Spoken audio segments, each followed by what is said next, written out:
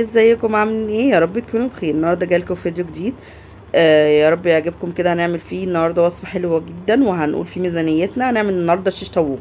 الشيش طاووق يا ام هاجر بطريقه اسهل ما تتخيلي، بوصفه اسهل ما تتخيلي. ماشي يا ام هاجر. طب يا ام هاجر، ما جبتيش الميزانيه من الاول ليه؟ معلش انا مستعجله والله العظيم، والامور ما كانش معايا احسن حاجه، وما كنتش ناويه اصور. بس قلت لا حبايب قلبي، ما بحبش اتاخر عليكم، بحب دايما انزل معاكم اول باول ميزانيتي.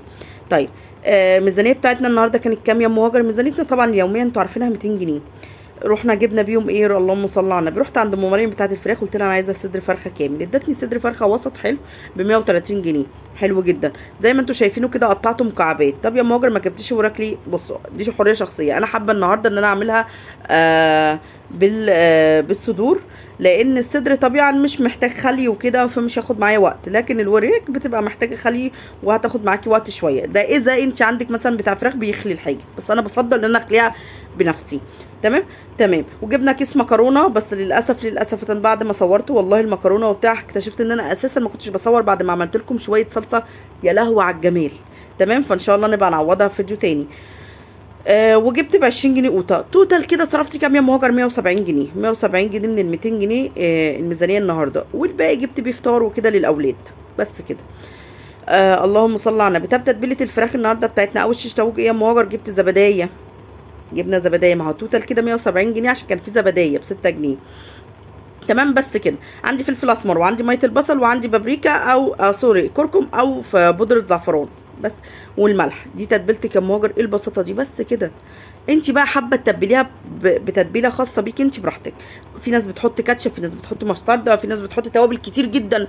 انا دي تتبيلتي. انا بحب طعم الفراخ يبقى هو اللي باين وضاغي على الوصف، على التوابل، مش التوابل هي اللي مضيعه طعم الفراخ.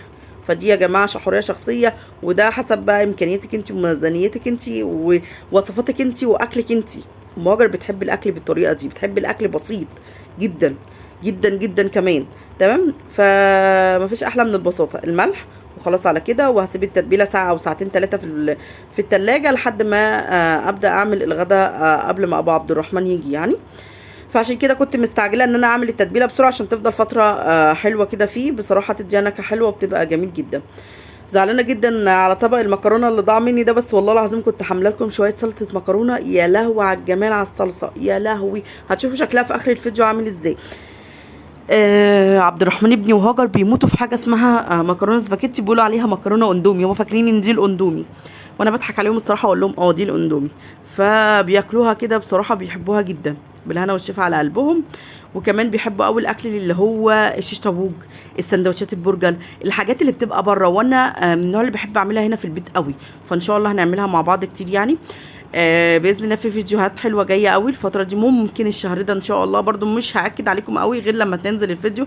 هيبقى فيديو ميزانيه شهريه مش يوميه ان شاء الله، لان في التزامات كتير ناوي ان انا اشتريها، وابو هاجر بيحوش عشان يديني ميزانيه شهريه يا جماعه. ف انا ماشيه معاكم والله بالمصداقيه بتاعتي، وماشيه معاكم بيوميتي سواء شهريه او اسبوعيه، او انا اللي ابو هاجر بيدولي هو اللي بمشي بيه. تمام.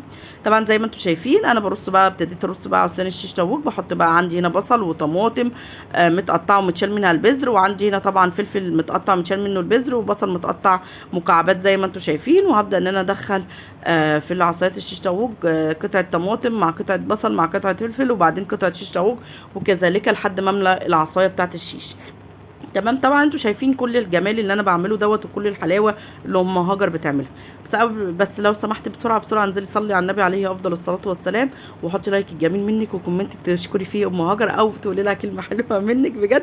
والله العظيم بتشجعني فوق ما تتخيلي. ربنا يبارك لي فيكم. حتى لو لايك واحد والله العظيم بيساعدني فوق ما تتخيلوا، بيخليني اقوم متحمسه ان انا اشارك معاكم بفيديو جديد. رغم ان الموضوع بيبقى متعب جدا، وبيبقى فيه نسبه احباط شويه لو مش بيبقى فيه عليه لايكات او كومنت او اي حاجه، بس ببقى برضو سعيده ان في حد بيشوفني. بس كفايه كده. تمام. فالميزانية بتاعتنا النهاردة كانت 170 جنيه بالفطار بكله، هي 200 جنيه اليومية بتاعتي. تمام. اللهم صل على النبي. الشهر ده ان شاء الله باذن الله باذن الله باذن الله باذن الله باذن الله، بس هنزل اجيب بيه ان شاء الله طلبات الشهر. بس للاسف هاجر وعبد الرحمن معايا امورهم مش متظبطه، تعبانين شويه الاتنين للاسف.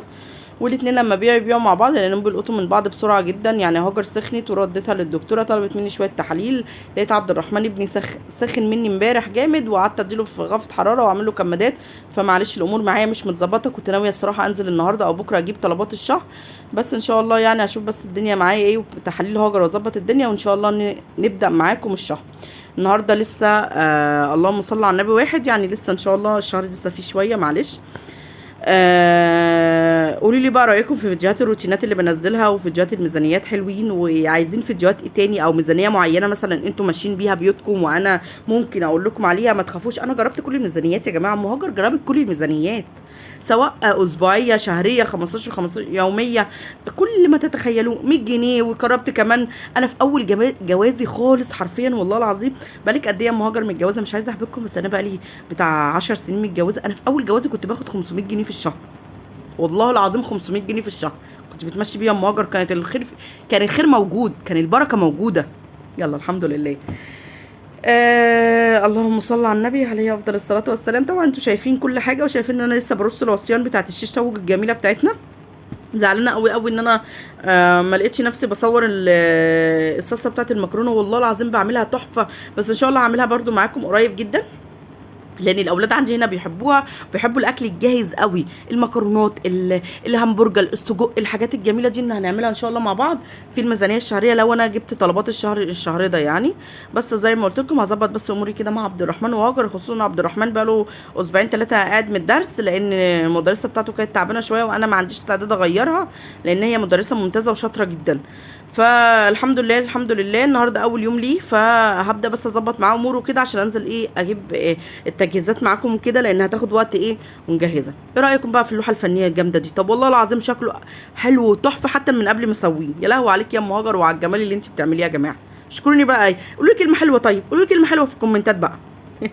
ربنا يبارك لي فيكم. طبعا طب بتسويه ازاي بقى ام هاجر؟ بص بقى، عندكم طريقتين للتسويه، لا اما ترموه في الفرن مع ورق فويل وتغطوه بورق فويل وتحطيه في الفرن فهيستوي كان بها، لا اما هتسويه بالطريقه بتاعتي دي لو انت مستعجله. بسخن صينيه جامد جدا على الفرن سوري على البوتاجاز، واروح موطيه العين وحاطه فيها عصيان الشيش طاووق بالتبادل كده 4 في 4 لحد ما اسويه. دي يا ماما انا بحب اسوي بالطريقه دي، اسرع ما بياخدش مني وقت. ده اولا. ثانيا بحس ان انا بضمن سوى الصدور اكتر يعني بالطريقه دي. طبعا الوراك ما بتاخدش سوا عن الصدور، الصدور بتاخد سوا شويه عن الوراك، فانت طبعا عايزه تعمليه بوراك براحتك، عايزه تعمليه بالصدور زي المهاجر براحتك. انا مش برغمك بحاجه، انا بوريكي فكره للاكله وميزانيتك هتمشي كام. وبنعمل والله العظيم بقلل الامكانيات وبقلل الميزانيات احلى الاكلات. ولو انتوا مش مصدقيني روحوا شوفوا. ودايما شعاري طول ما خير في بيتك طول ما جيبك مليان، تمام؟ طول ما معاكي خير في بيتك طول ما فلوس في جيبك، ده شعاري وهيفضل شعاري لحد معاكم طول ما انا شغاله في القناه، تمام؟ طبعا اول تسويه خلاص، اول فوق خرج يعني. ولسه كمان بروح بقى طب يا مهاجر انا عايزه اديله وش، تمام حلو قوي. بروح حاطاه في صينيه وبروح رصاه في الصينيه بعد ما اكون خلاص سويته، واحطه بس تحت الشوايه 5 دقايق ياخد وش كده جميل وخلاص على كده. وانا هعمل كده اوريدي المره دي، والاكله كفت ووفت والله العظيم. وكان في مريم ومكه كمان معانا هنا واتغدوا وشبعنا، وكانت اكله تحفه جدا.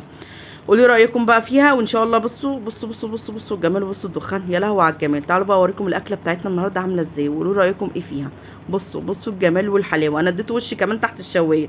يا لهوي على الجمال يا ام هاجر بجد والله العظيم كانت حته اكله تحفه. هتجيبي جنبها مخلل او تقلي جنبها طاسه بطاطس وتاكلوا وتشبعوا. طبق المكرونه التحفه اللي انا زعلانه قوي اني ما صورتوش. ما تنسيش بقى اللايك الجميل.